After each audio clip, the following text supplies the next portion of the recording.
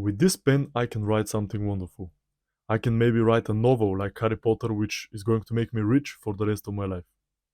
Or I can write a letter to a close person of mine to fix our relationship, to make it better, to let them know how much I appreciate them.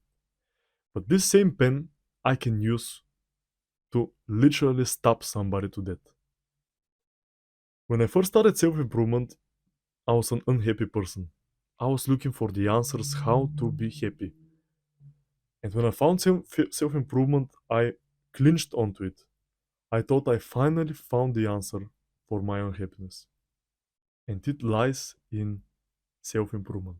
It lies in the habits, working out, reading, meditating, and they are going to make me happy. But self improvement and any advice can be both very good and very bad. They can be both very helpful and very harmful. And it depends only on one thing: how you use them. And this is not yet another basic video that you might see on the internet, like I'm just repeating Instagram quotes. But we dive into something so much deeper because many people get into self-improvement for the sole reason. Of course, it's unconscious and it takes some level of thinking and understanding and awareness to realize these things. But most of us that went into self improvement did it because we had some void inside of ourselves that we want to fill. It's okay to do self improvement, of course. It's even for many people the purpose of life, and for me as well, to a certain extent. But the mistake that we do is making self improvement or making the self improvement habits just another barrier to our happiness. Before we get into self improvement, we say to ourselves, I need to be happy all the time. That's why I need to be happy. I need to never be sad. That's when I'm going to be happy. Everybody needs to like me. That's when I'm going to be happy. Everybody needs to approve of me. Nobody will get into conflict with me. Nobody will fight with me. Nobody will insult me. And then I'm going to be happy. All of these are barriers to happiness that we put in our subconscious, the place that we are not aware of. And these are the limitations that we put on ourselves to be happy. And we make like a subconscious table with check boxes, and we need to check them all in order for us to be happy. And this is when self improvement comes. And this is when, again, subconsciously, we put in this table even more things to check off. For example, if I didn't meditate today, I feel like shit. If I didn't train today, I feel like shit. If I didn't read any books today or didn't improve myself today, I feel like shit. Of course, we can use self improvement the better way, just to have a solid base, to be happy people and just improve upon this.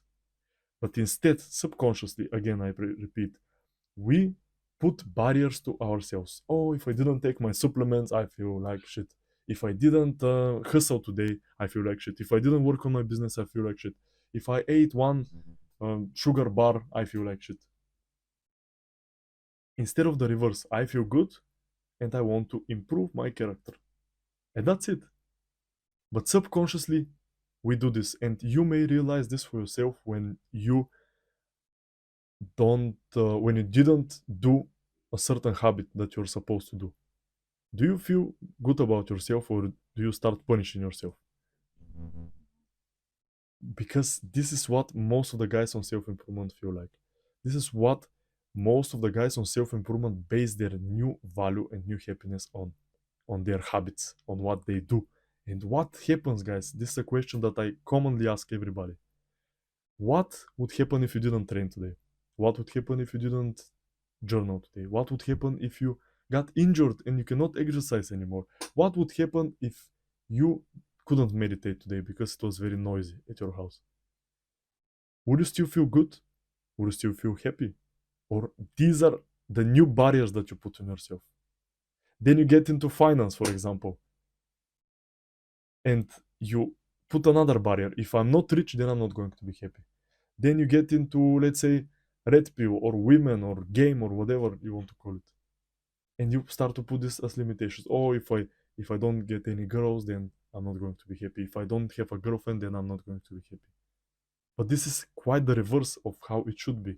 I'm happy And then I can add on these things on top of my happiness and not use them like barriers to my happiness. Because most of us, and I'm sure because we're from the same generation, most likely, if there are not any other, even younger or older guys, but we get into the hustle culture because we start thinking, no, I need to hustle, I need to improve every day, I need to hustle in the gym, I need to make money, I need to be rich and famous and all this kind of stuff. And if we don't, we feel like shit. We live our whole life chasing a future destination. When I achieve this, then I'm going to be happy. When I get 1 million followers, then I'm going to be happy. And we're never happy right now. And this is when self improvement can actually harm you. Yes, the advice is pretty good. There's no doubt about it. Everybody, I think, should exercise at least a little bit. Everybody should meditate, should at least try to read some books to get more knowledgeable, to improve their finance. Yes, yes, yes, yes, yes. But it's not the thing, but it's the place where it's coming from. It's not the habit. It's the place. Are you doing it from a scarcity point of view? Like, I don't feel happy, that's why I'm going to do this in order to get happy. Or are you happy with yourself in general to begin with, and then do this certain habit just to improve yourself? Do you improve yourself to feel better about yourself, or do you improve yourself just to improve yourself? This is the question of today's video, and I hope it made you think.